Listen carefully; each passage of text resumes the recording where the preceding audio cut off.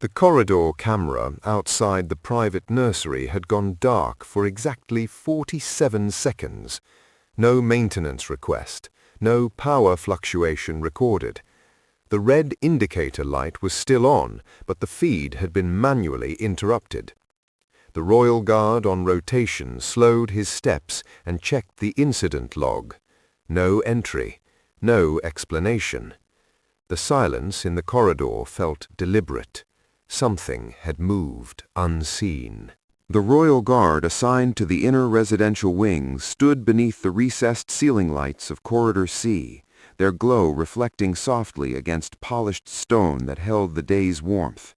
The air carried the faint scent of beeswax from the freshly treated floors. Nothing in the corridor appeared disturbed. Framed portraits remained perfectly aligned. The velvet rope near the service junction hung straight.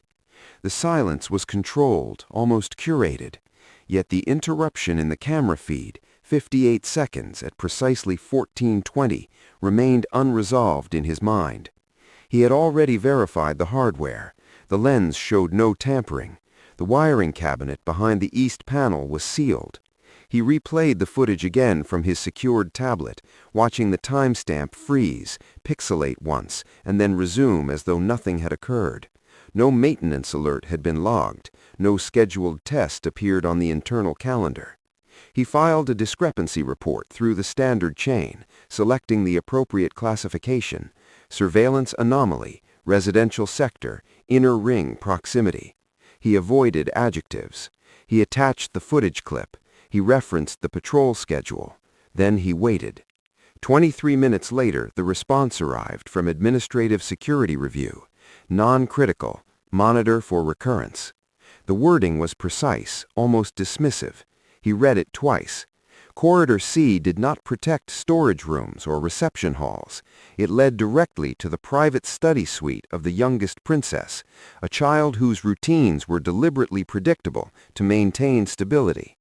Tutors arrived at fixed hours. Meals were scheduled. Outdoor access rotated discreetly. Predictability was safety. A single blind minute in that corridor was not non-critical. He considered procedure. Escalation required secondary endorsement from a duty captain. That endorsement required evidence of active threat. At present, he possessed only absence, missing seconds, and a response designed to close the matter.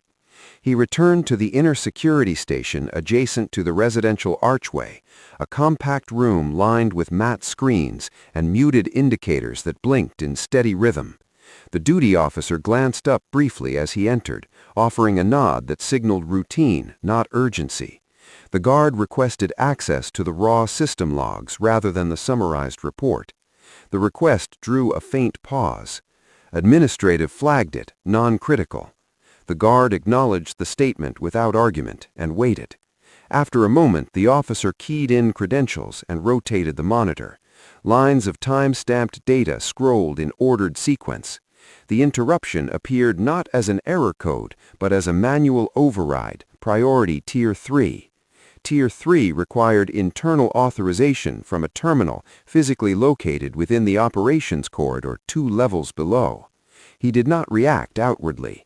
He memorized the authorization signature. It was masked under generic credentials, the kind used during supervised system checks.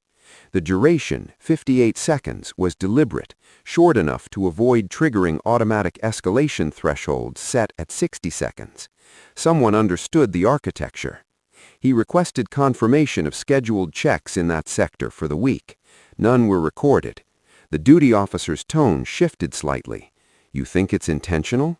The guard did not answer directly. "I think it was precise." He signed out of the station and stepped back into Corridor C, where afternoon light now filtered through tall windows at the far end, casting narrow bands across the floor. The palace functioned as usual. A house attendant crossed briefly at the far intersection carrying folded linens. No one lingered. He walked to the study suite door and positioned himself at his assigned post. From within, he could hear the low cadence of a tutor's voice and the soft turn of a page. That sound grounded him. The child inside trusted the structure around her without understanding its complexity. That trust was not abstract, it was physical space, secured thresholds, verified systems. If he allowed the classification to remain non-critical, the record would close by end of shift, no further audit, no disruption. If he requested immediate review, he would bypass administrative filtering and alert the residential protection commander directly. That action would be noted, questions would follow. He considered the palace's preference for internal resolution, quiet corrections, minimal attention. He also considered the exactness of 58 seconds, a test, a rehearsal, or a mapping of response times. The corridor lights adjusted automatically as clouds shifted outside, dimming slightly before stabilizing. He inhaled slowly, feeling the controlled temperature against his lungs. Then he activated his secured channel and transmitted a formal request for immediate review to the commander, attaching the raw override data rather than the summarized file. His voice remained steady, no accusation, only fact. The response did not come at once. Seconds stretched longer than the missing minute had. Footsteps approached from the stairwell behind him, measured, official. He did not turn immediately. The sound told him enough. Someone had received the escalation. Morning light settled pale and controlled across the inner courtyard as the royal guard took position at the entrance to the private library corridor, where the elder princess was scheduled for a supervised reading session. The palace atmosphere had shifted since his escalation the previous afternoon. Nothing visible had changed. No raised voices, no additional personnel, but the rhythm felt tighter, measured. He had received acknowledgement from the residential protection commander shortly before midnight. Review pending. Maintain discretion. No directive to stand down. No confirmation of action. The ambiguity remained deliberate. At precisely 1000 hours, the princess emerged from her study chamber, accompanied by her tutor and a lady attendant. She was composed, observant in the quiet way that came from growing up inside structured spaces. As they moved through the archway toward the library, 2 administrative security officers stood near the junction alcove, speaking in low tones. The guard maintained his assigned distance, close enough to intervene, far enough to respect formality. He did not intend to listen, yet the corridor carried sound. Minor disruption, one officer said. Already categorized, no need to elevate. The second responded, it's optics. Escalation invites speculation. The princess's steps slowed almost imperceptibly. She did not look at them directly, but her posture changed, attention sharpened. They passed, and the officers fell silent.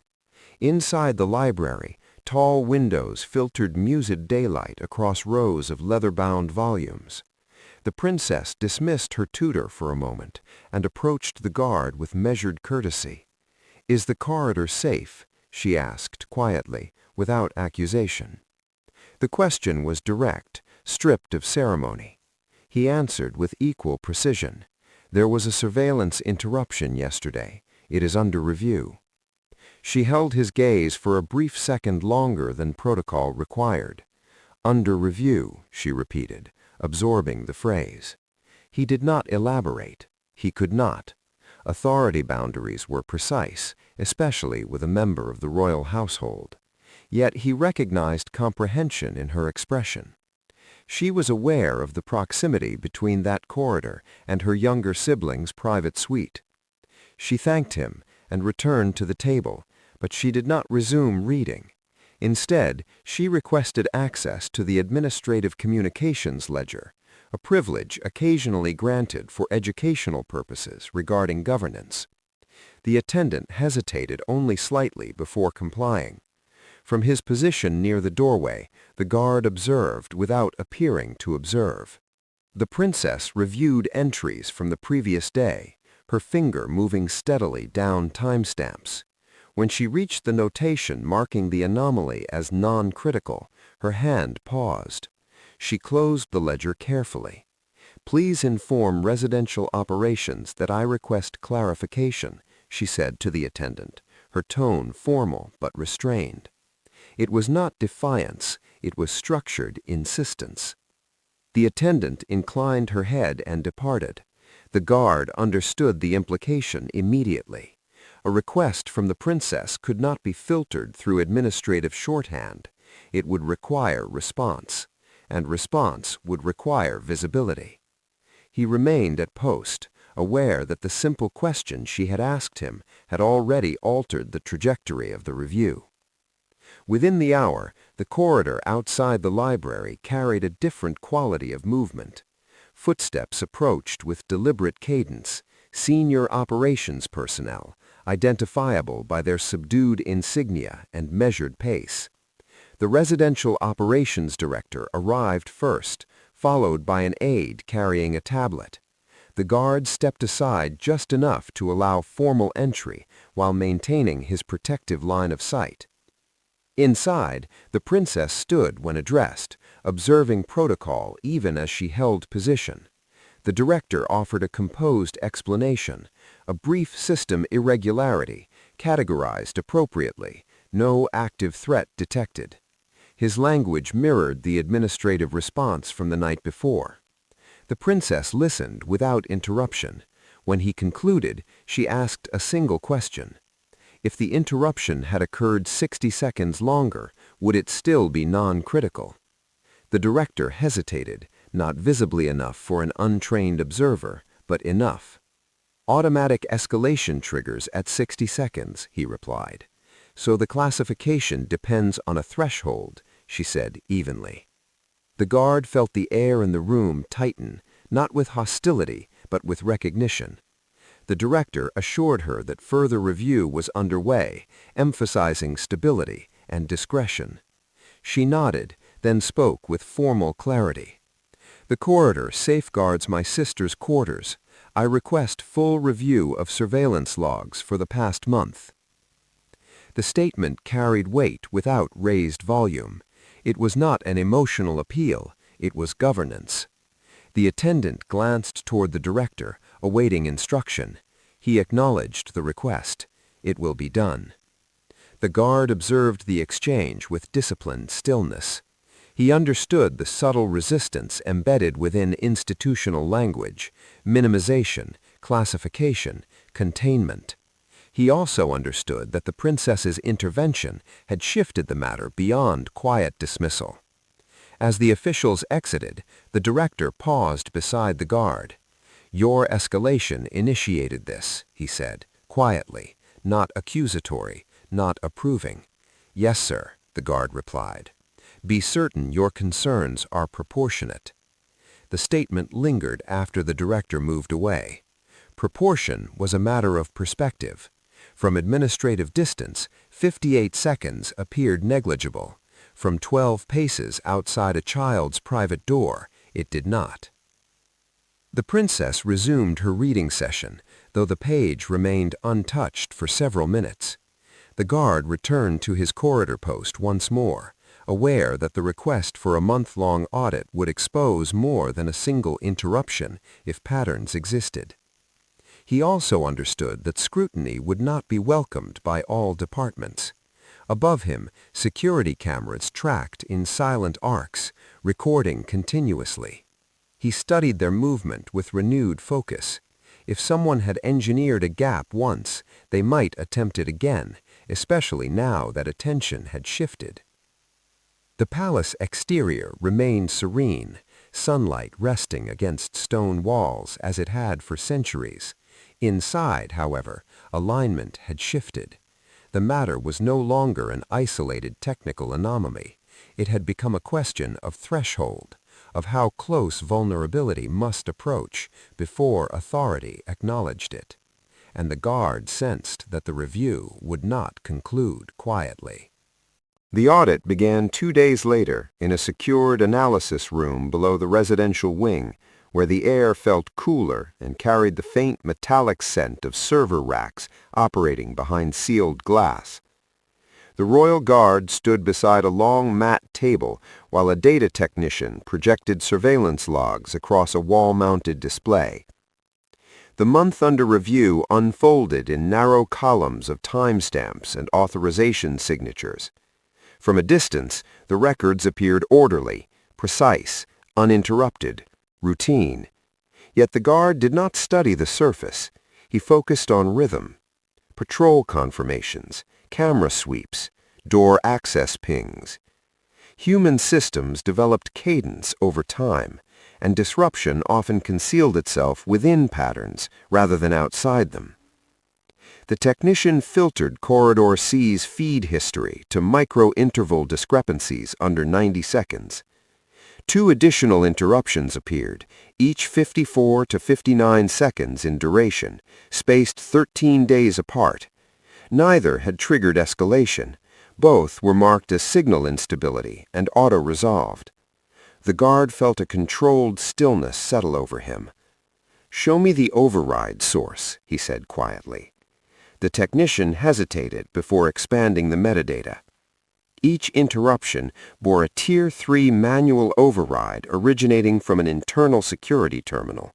Not the same generic administrative filter this time, but the same terminal location, Operations Office 3. That office sat within a restricted access ring, authorized to senior operations supervisors only.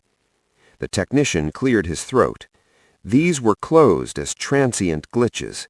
The guard nodded once. Transient events do not replicate at structured intervals. He noted the dates against palace schedules.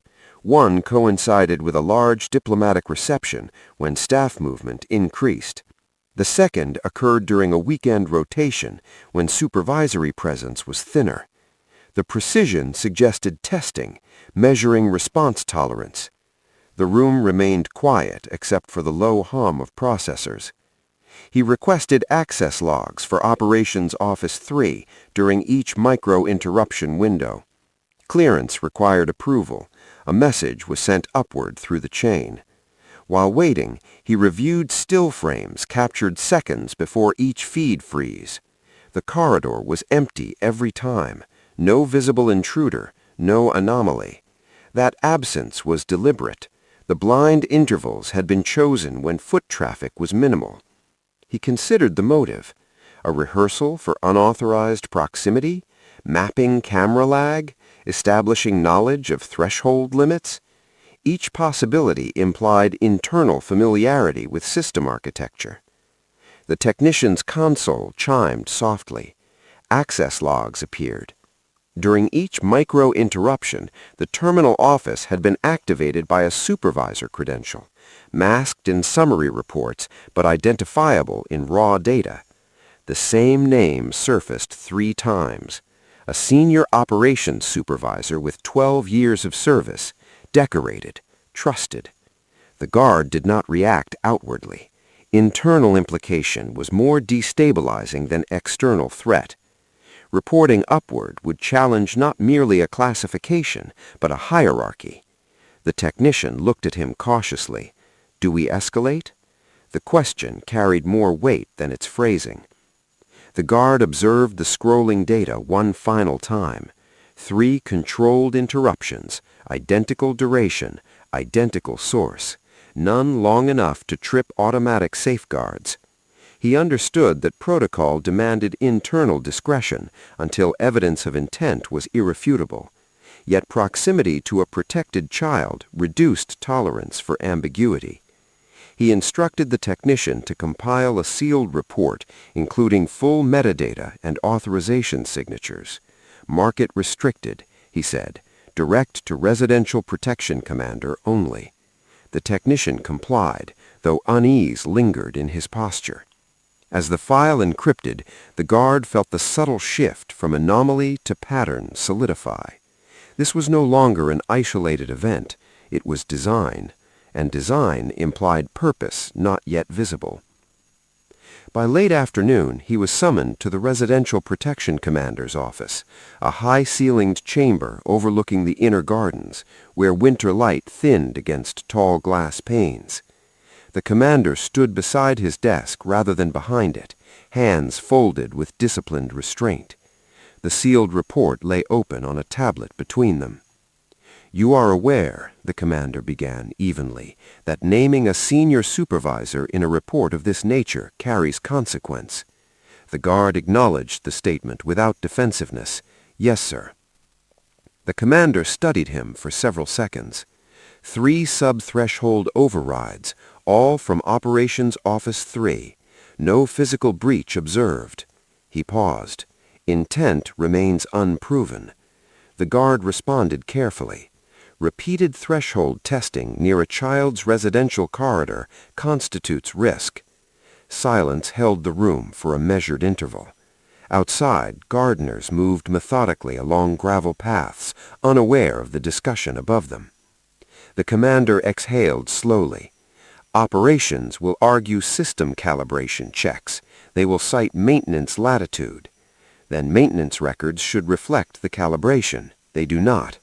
The exchange remained professional, absent of accusation, yet tension threaded beneath each word. The commander turned toward the window briefly, considering optics beyond security, public perception, internal trust, chain stability. If this proceeds formally, it may destabilize operational leadership. The guard understood the weight of that statement. Security systems depended on confidence. Exposure of internal manipulation could erode that confidence quickly. Yet the alternative, concealment, carried its own corrosion. "Sir," he said evenly, "the corridor leads to the youngest princess's private study. That proximity narrows tolerance." The commander regarded him with measured assessment. There was no overt approval in his expression, but neither was there dismissal. "We will not confront operations directly, not yet." Instead, he outlined a controlled verification, an unscheduled live corridor integrity test during peak internal transition when system overrides would be more difficult to conceal. If another attempt occurred under monitored conditions, intent would shift from circumstantial to demonstrable. The guard accepted the directive. As he exited the office, the palace atmosphere felt deceptively unchanged, staff moving with quiet efficiency, children's laughter faint from a distant courtyard. Yet beneath the routine, alignment had shifted again. The pattern now lived within documented evidence, not intuition. The senior supervisor remained in position, unaware that his override signatures had surfaced beyond administrative filters. The guard resumed his post outside the residential corridor, observing the steady sweep of cameras with sharpened awareness. If the pattern continued, it would reveal itself under scrutiny, and if it did not, that absence would carry meaning as well. Either way, the matter had advanced beyond quiet dismissal. The next move would determine whether protocol served protection or shielded misuse. The live integrity test was scheduled without notation in the public operations calendar. Only 4 individuals were informed: the residential protection commander, the data technician, the royal guard assigned to Corridor C, and the princess, who had formally requested transparency regarding the review. The decision to allow her observation was measured, not ceremonial. She would remain inside the adjacent gallery room, separated by reinforced glass overlooking the corridor junction, accompanied by a senior lady attendant. The objective was simple: trigger a controlled system recalibration during peak staff transition and monitor whether an unauthorized override attempt occurred from Operations Office 3. Late afternoon brought the usual internal shift rotation. House staff moved between service corridors with folded linens and catering carts. Administrative aides crossed with tablets held low against their uniforms. The corridor lights adjusted subtly as daylight began to thin, casting longer reflections across polished stone. The royal guard stood at his fixed post, 12 paces from the study suite entrance, posture composed, senses extended beyond the visible. A small transmitter rested discreetly within his palm, ready to activate the controlled trigger. From the gallery room behind the glass, he could sense rather than see the princess observing. She had insisted on witnessing the process, not from curiosity, but from obligation. At precisely 1640 hours, the data technician initiated the test from the lower control room, sending a benign calibration signal designed to mimic minor signal drift. The card or cameras flickered once, an almost imperceptible pixel shift at the edges of the frame. Staff continued walking, unaware. For 3 seconds, nothing followed. Then the guard's earpiece carried a quiet alert tone. Manual override request detected. Tier 3 authorization attempt. Origin, Operations Office 3. Duration, pending.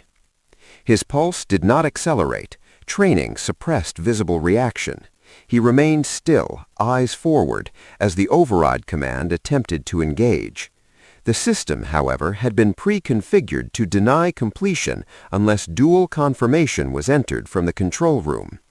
The override stalled at 4 seconds. He felt the weight of confirmation settle into certainty. This was not calibration, it was reflex.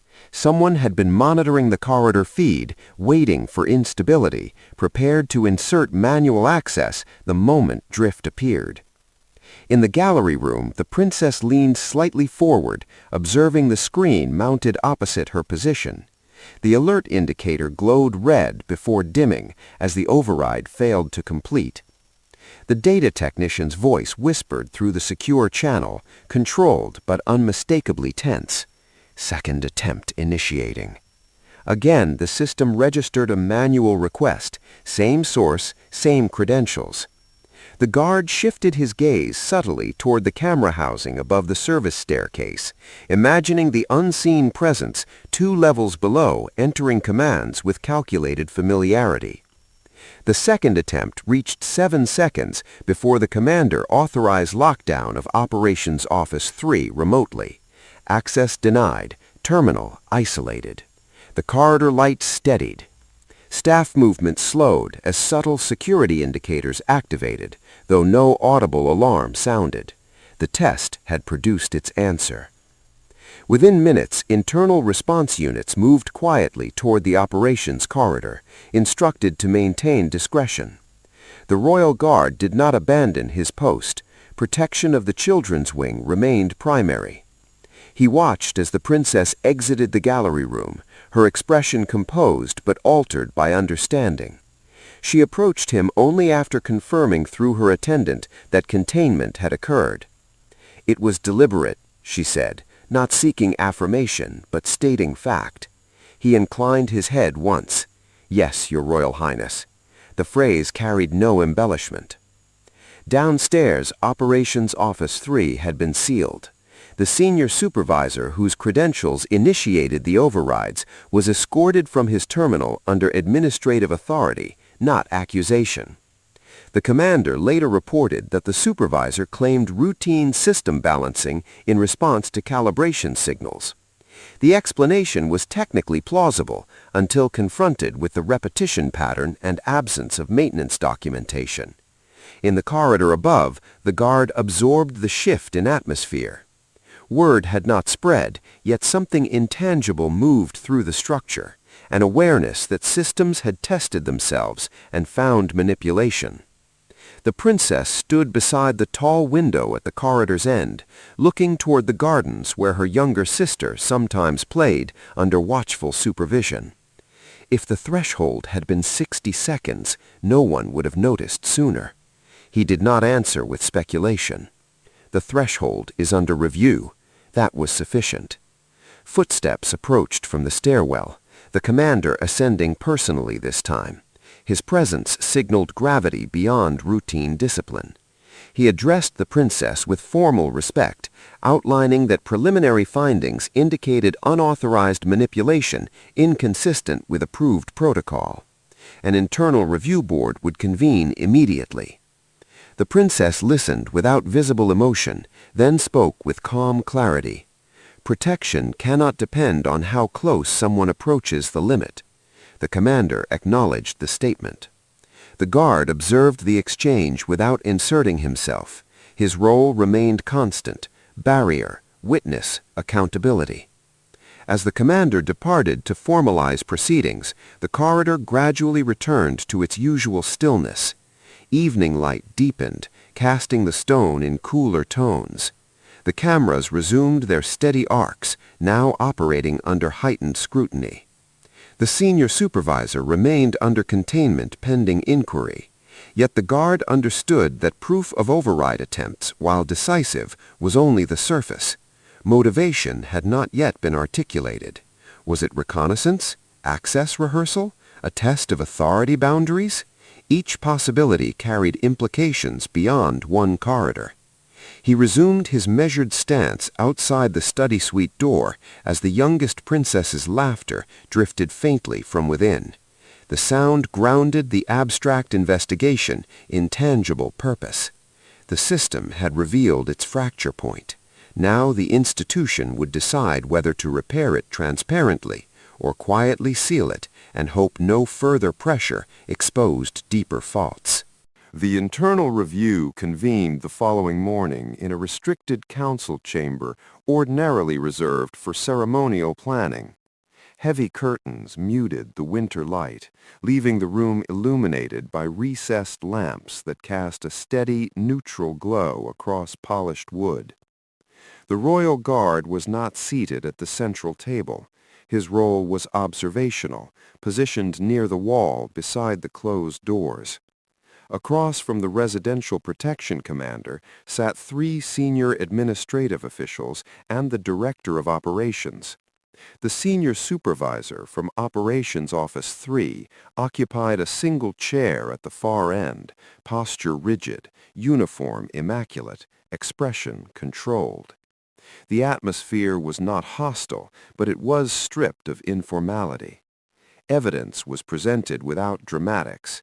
Timestamp logs, override attempts, absence of maintenance authorization, the failed live test from the previous afternoon.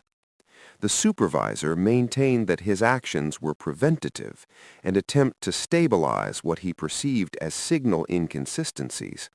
His voice remained even, practiced. He referenced his years of service, his familiarity with system architecture, his belief that minor calibration did not require documentation. The guard watched without interruption, measuring not tone but alignment. Each explanation addressed technical mechanics, yet none accounted for the patterned intervals beneath 60 seconds. When asked why 3 separate overrides occurred only when Corridor C experienced brief instability, the supervisor paused for the first time. The silence stretched, not accusatory but analytical. "Standard vigilance," he replied. The phrase felt rehearsed. The commander introduced the pattern analysis, highlighting the precise durations, never exceeding the automatic escalation threshold. That detail shifted the room's gravity. Administrative officials exchanged restrained glances. The director of operations exhaled slowly, understanding the implication. Knowledge of thresholds had been leveraged. The supervisor did not deny awareness of system limits. Instead, he framed it as expertise. The guard sensed the tension between institutional pride and protective duty. Exposing misuse within senior ranks risked reputational fracture. Concealing it risked structural weakness. The princess was not present, yet her formal request for transparency had been entered into record. That alone altered the tone. The matter was no longer confined to internal discretion. After 2 hours of measured questioning, the review board recessed for deliberation. The supervisor was escorted to a waiting chamber, not detained, but removed from operational access. The guard stepped back into the corridor outside the council room, where the palace moved in quiet rhythm.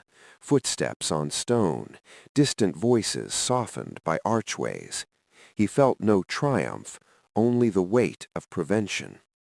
The youngest princess would attend her afternoon lesson, unaware that system vulnerabilities had been tested within 12 paces of her door.